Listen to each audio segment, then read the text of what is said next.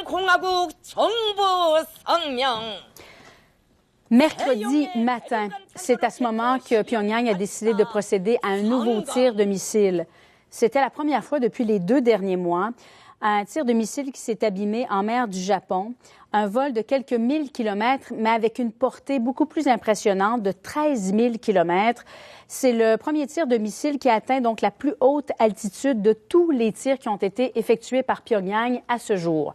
Discutons-en avec notre invité qui est avec nous, Jean-François Bélanger, spécialiste des politiques de prolifération nucléaire. Bonjour, Monsieur Bélanger. Bonjour. Et ce qu'il y a de surtout inquiétant dans ce cas-ci, c'est qu'on comprend que ce tir est maintenant capable, aurait pu atteindre, désormais, aurait pu frapper, en fait, partout à travers le monde. Oui, tout à fait. Et en particulier, l'endroit le plus important là, ici, c'est le missile est maintenant capable d'atteindre les États-Unis. Donc, ça met du poids derrière les assertions nord-coréennes qui sont capables là, d'utiliser ces bombes-là, ce qui augmente leur pouvoir de dissuasion là, face à leurs rivaux, les Américains. Il aurait pu être armé, ce missile? Il aurait pu, mais ils le font pas. On n'a eu aucun test de missile armé des Nord-Coréens, là, ce qui nous signale aussi un peu que l'intérêt ici, c'est de démontrer qu'ils ont la capacité et non d'aller à la menace là, par-dessus tout ça. Qu'est-ce que ça représente, ça, comme défi pour les Américains en termes de défense antimissile, selon vous, M. Bélanger? En fait, c'est ce qui devient intéressant. Le système de défense antimissile, pour ce que c'est, est quand même très bien.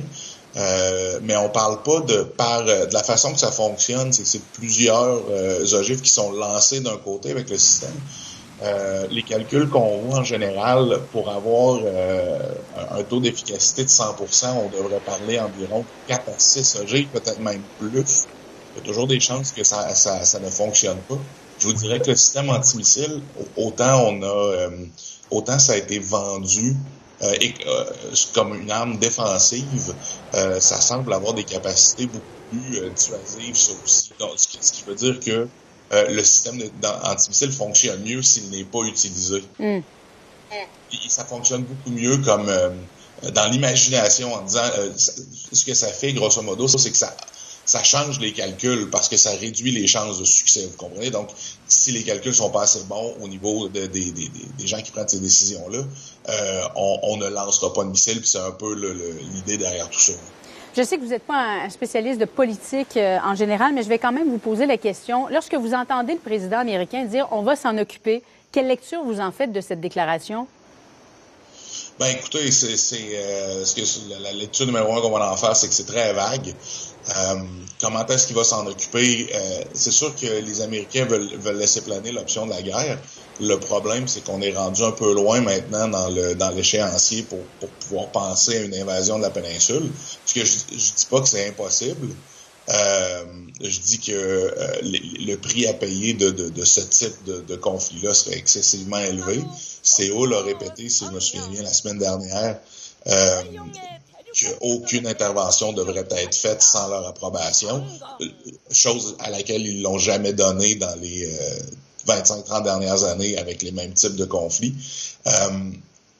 À mon avis, c'est un peu de ce qu'on appelle en anglais du posturing. On va quand même essayer de retourner là-dedans au niveau diplomatique parce que c'est probablement l'endroit où on a le plus de chances de succès. Le problème, par contre, c'est que les Américains vont dans ce type dans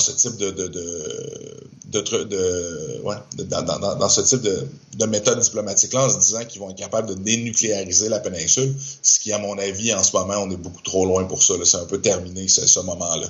La communauté internationale, d'ailleurs, qui a demandé une réunion d'urgence du Conseil de sécurité de l'ONU aujourd'hui. Alors, on va suivre ça de très près. Merci beaucoup, Jean-François Bélanger, qui est avec nous, spécialiste des politiques de prolifération nucléaire. Merci. Ça fait plaisir. Merci à vous. Au plaisir.